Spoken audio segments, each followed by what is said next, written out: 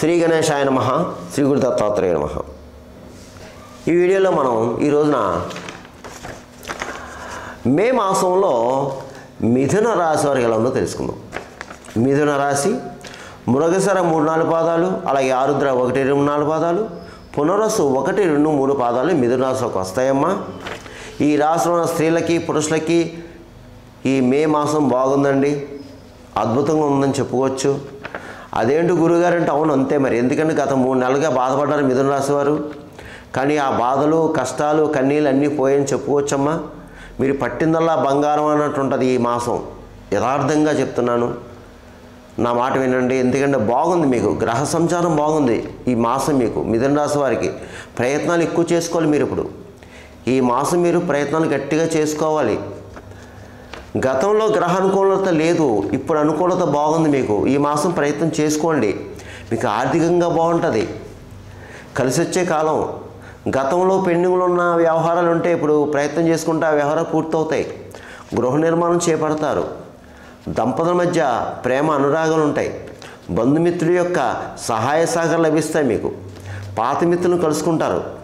అలాగే మీకు గృహయోగం, వాహన యోగం, అలాగే ప్రభుత్వ సంబంధించిన వ్యవహారాలు కూడా పూర్తవుతాయి. మీకు ప్రభుత్వ సంబంధించిన వ్యవహారాలు ఉంటాయి కదండి, అవి కూడా మీకు పూర్తవుతాయి.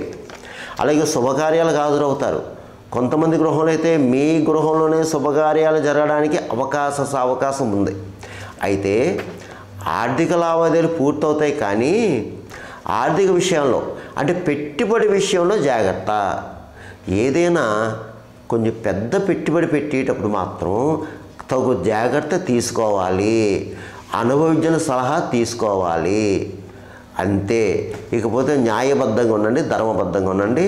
ఇతరుల విషయం జోక్యం కలిగించుకోవద్దు, అబద్ధపు సాక్ష్యం చెప్పవద్దు, సాక్షి సంతకం చేయవద్దు. మీ పని ఏదో మీరు చేసుకుని వెళ్ళిపోండి. ఇకపోతే అప్పుడప్పుడు కాస్త చికాకులు ఉంటాయి, టెన్షన్స్ ఉంటాయి, అవన్నీ పక్కన పెట్టండి, ఏం పట్టించుకోవద్దు. అవి ఏం పట్టించుకోవద్దు, తాత్కాలికం ఎలా వచ్చి అలా వెళ్ళిపోతాయి అంతే. ఇకపోతే మీరు ఎప్పటి నుంచో చూసే ఒక వ్యవహారం అనుకుంటున్నారో ఆ వ్యవహారం కూడా సక్సెస్ అవుతుంది, ఆ వ్యవహారం కూడా సక్సెస్ అవుతుంది. ఏది ఏమైనా సరే ఈ మిథున రాశి వారికి ఈ మే మాసం అన్ని రకాలుగా యోగిస్తుందమ్మా. అన్ని ప్రయత్నాలు చేసుకోండి. అలాగే విదేశాల్లో ఉన్నవారికి బాగుందండి. అలాగే చదువు రీత్యా, ఉద్యోగ రీత్యా విదేశాలకు వెళ్ళే వారికి కూడా బాగుంది, ప్రయత్నం చేసుకోండి. ఇకపోతే మీరు మనోధైర్యంతో ఉండండి. మీ యొక్క బలం అంటే సంకల్ప బలం ఏదైతే ఉందో ఆ సంకల్ప బలం పెట్టుకోండి, మీరు సక్సెస్ అవుతారు. ఏదైనా సరే ఒకటమ్మా, మన ప్రయత్నాలు ఎక్కువ చేసుకోవాలి. మన పరిస్థితి బాగోలేనప్పుడు ప్రయత్నం ఎక్కువ చేసుకోవాలి. అంతే కాలు మీద కాలు వేసుకుని ఇంట్లో కూర్చుంటే రా అంటే దేవుడు కూడా చేయలేడమ్మా. ప్రయత్నం చేయండి. భగవంతుడు కూడా ఎవరైతే కష్టపడుతున్నారో కష్టపడే మనిషినే చూస్తాడు భగవంతుడు కూడా. అంతేగాని ఇంట్లో శుభ్రంగా కాలు మీద కాలు వేసుకుని కూర్చున్న వాళ్ళని భగవంతుడు చూడడు. అది మాత్రం గుర్తుపెట్టుకోండి. కష్టే ఫలి, మీ కష్టానికి తగ్గ ఫలితం మీకు లభిస్తుంది, భగవంతుడు ఇస్తాడు. అది మాత్రం యథార్థము. ఇకపోతే ఈ మిథున రాశి వారికి రియల్ ఎస్టేట్ రంగంలో ఉన్న వారికి బాగుందండి. అలాగే స్పెక్యులేషన్ లాభిస్తుంది, షేర్ మార్కెట్ బాగుంది, ప్రైవేట్ కాంట్రాక్ట్స్కి బాగుంది, మోటార్ ఫీల్డ్ వారికి బాగుంది, అలాగే అన్ని రకాల వ్యాపారస్తులకి బాగుంది. కొత్తగా వ్యాపారం ప్రారంభించుకోవచ్చు, జాయింట్ వ్యాపారస్తులకు బాగుంది. అలాగే ప్రభుత్వ పరంగా ప్రైవేటు పరంగా ఉన్న ఉద్యోగస్తులకి బాగుంది.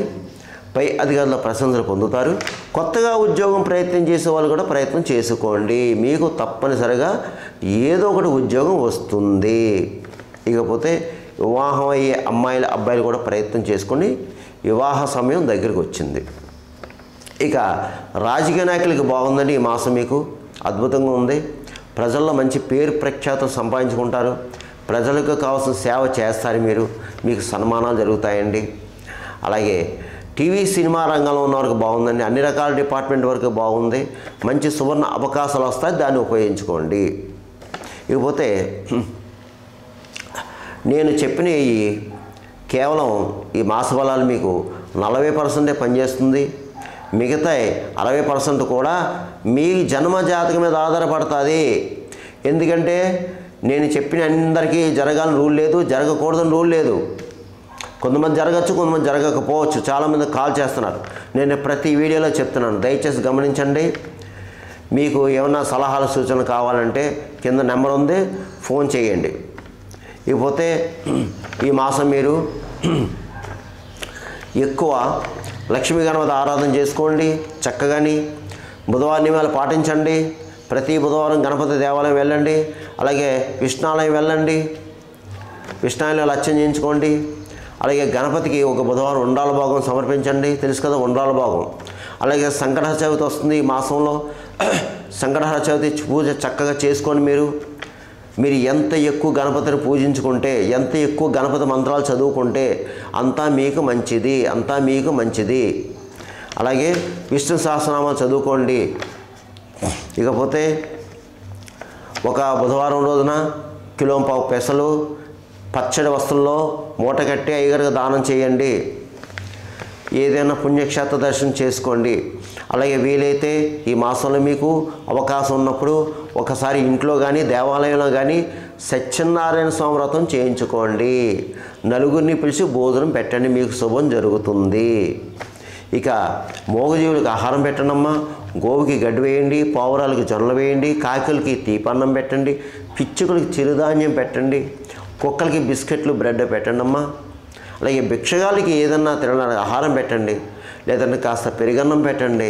అలాగే ఇది అంతా ఎండాకాలం అమ్మ, దయచేసి బాటసాలకి మంచినీళ్ళు దాహం తెచ్చండి, మజ్జిగ పొట్లాలు అందివ్వండి దయచేసి.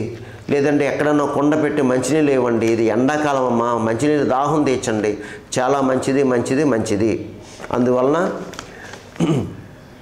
మీరు ఈ మిథున రాశి వారు కంగారు పడాల్సిన పని అయితే లేదు. ధైర్యంగా ఉండండి, అడుగు ముందుకు వెయ్యండి. ఈ మాసం అంతా మీకు బాగుంటుంది. సర్వేజన సుఖనో భవంతు, శుభం భవతు. స్వస్తి.